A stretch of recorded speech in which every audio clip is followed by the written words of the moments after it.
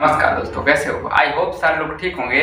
नहीं, आप लोग से बोला था मैं कल या परसों टीजर आ जाएगा पूरी हरी हरी पावर स्टार पवन सिंह का, तो आ चुका है। इतना विजुअल खतरनाक खतरनाक लोकेशन पे शूट हुआ हो। चलो आप लोग को दिखाने का प्रयास करते हैं। गाना स्टार्ट होने से पहले ही भोले बाबा को दिखाया जाता है। इतना खूबसूरत ही मूर्ति दिखाई जाती है भोले बाबा का, और उसके बाद दिखाया जाता है इतना खूबसूरत समुद्र के पक्षियों को दिखाया जाता है।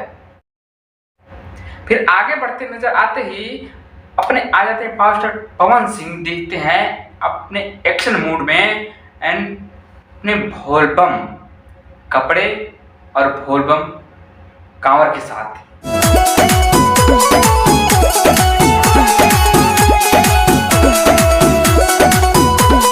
अपने चहीता पावर स्टार पवन सिंह आ जाते हैं खतरनाक लुक। आप बात कर लेते हैं 3 घंटे में टीजर 1 लाख क्रॉस कर गया।